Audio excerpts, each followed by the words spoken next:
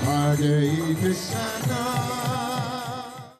Hare Krishna, everybody. This is Aniruddha Das, your servant, reporting on events taking place around Hare Krishna Melbourne in the next few months. We've just had an amazing celebration of Govardhan Puja and Diwali at the Timber Yard on the weekend. We also had a stall, Prasadam stall, at the Federation Square Diwali event held in the city. I'd like to thank Mamahan, Kaushalyananda, Madhavananda, Sri Chaitanya, Sri Yashoda and their teams for arranging what turned out to be a very inspiring and enlivening occasion on Sunday.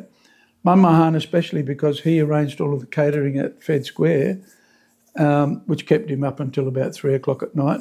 And then next day on Sunday, back at it again, setting up things at the Timber Yard. So special shout out to Mamahan for all the work he's put in over the weekend. And of course, setting things up and getting things ready.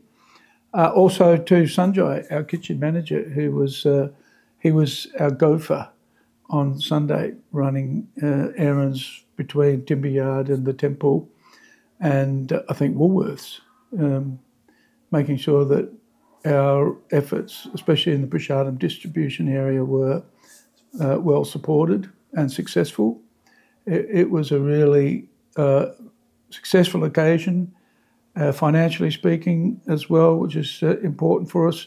Doing these larger events in bigger locations is how we're going to be doing things in the future. As we saw, the quantity of people that we're getting at these events, we just couldn't accommodate that number of people in the temple. We've just negotiated the Snan Yatra location on December the 26th. We'll be holding Snan Yatra at MSAC. That's a facility that can accommodate a couple of thousand people. So of a similar size to that at Timber Yard, but significantly more economical for us. So we'll be trying that out for Snan Yatra on Boxing Day. And so looking forward to seeing you there.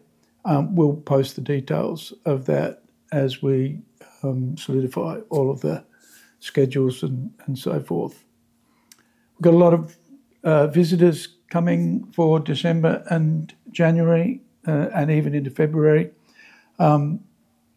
It's summertime, so everybody likes to visit Melbourne in the summertime because the weather is, well, it's the best. The Śrīmad Prabhu is coming from the 15th to the 29th of November. Ramai Swami, our GBC, is coming from the 16th to the 20th of November.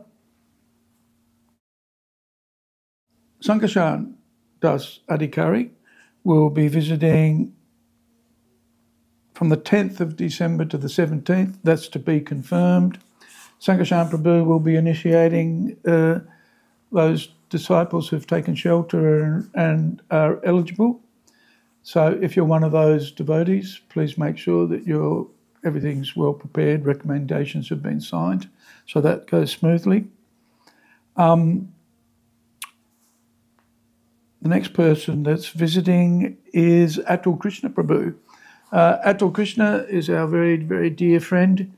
He's not been well. He came down with a very, very bad attack of malaria, and apparently a couple of strains of malaria that are very, very uncommon, and he's been very sick.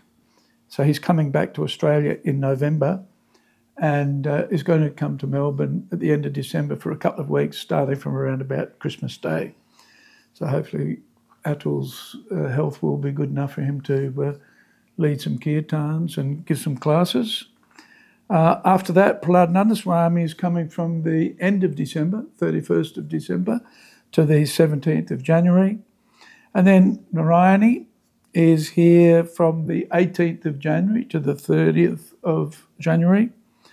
And then after that, Kesava Keshava Maharaj is arriving, and we'll be here for a week between the 2nd of February and the 9th of February.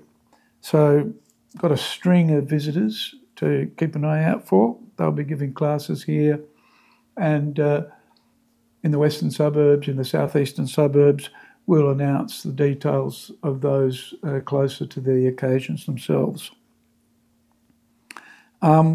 Construction in the kitchen is ongoing. Right today, the electrician is putting in a conduit from the fuse box at the back gate into the new switchboard that'll be located outside the kitchen at the rear, and that fuse box is going to be providing power for Prabhupada House and for the new DD kitchen and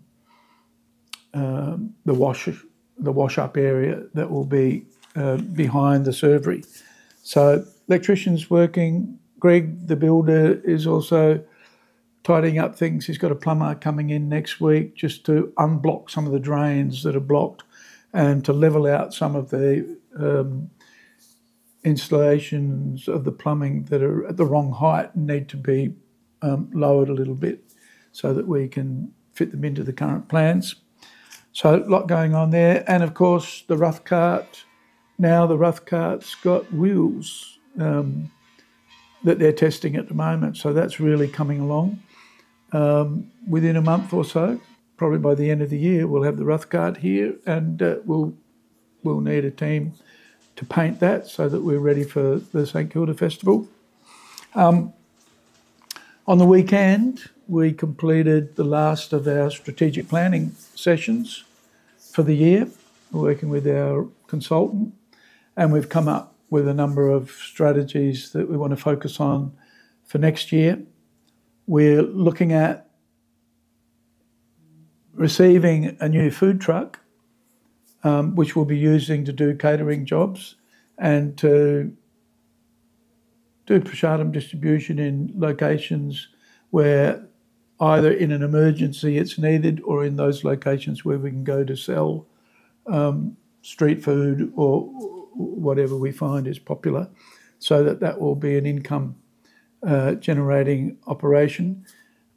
We're going to focus on establishing more food trucks and establishing more restaurants, Food for Life restaurants especially, duplicating the model that we've got at Crossways that we know is very successful and appreciated by a lot of people, especially in those places where there are a lot of students.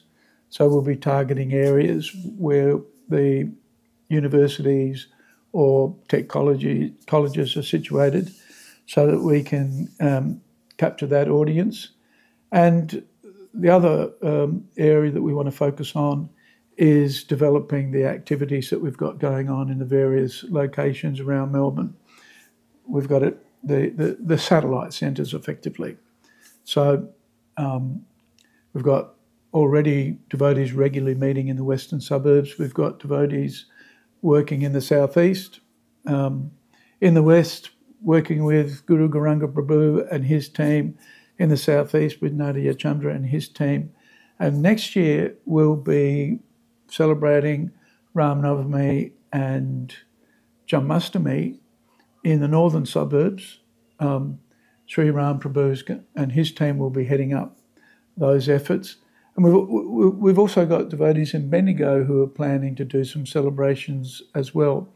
So our focus at the moment is establishing those local activities and building up a team of people that it can celebrate the events and the festivities that we hold regularly, basically building teams in those locations and planning to establish ourselves with smaller centres in each of those locations as we move forward. We have had offers to support the establishment of larger, big mega temples in locations in the western suburbs. We're not convinced that we need to move in that direction immediately. We don't want to put all of our eggs in one basket at this point in time. Not that we can't look to the future or shouldn't look to the future, but at the moment we want to concentrate on supporting the satellite centres and the efforts that they are putting into celebrating festivals, which is basically what a householder community is limited to doing. And the development of restaurants and food trucks is an area whereby we can establish an income stream that will help support any future centres that we might open, and which will need financial support, which can't be readily generated from the householder community, but can be generated by engaging and employing devotees in prasadam distribution and building up our capacity, our business, and fund earning capacity that will support activities in those locations moving forward.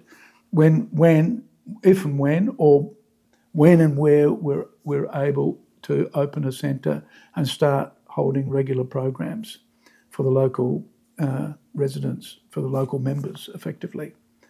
So stay tuned for more information. We've got a lot going on coming up over the next few months. I'm going to India today, actually, and I'll be reporting in, sending my video footage to Russell, and he'll be posting these videos online. Thank you, and Hare Krishna. Hare Krishna.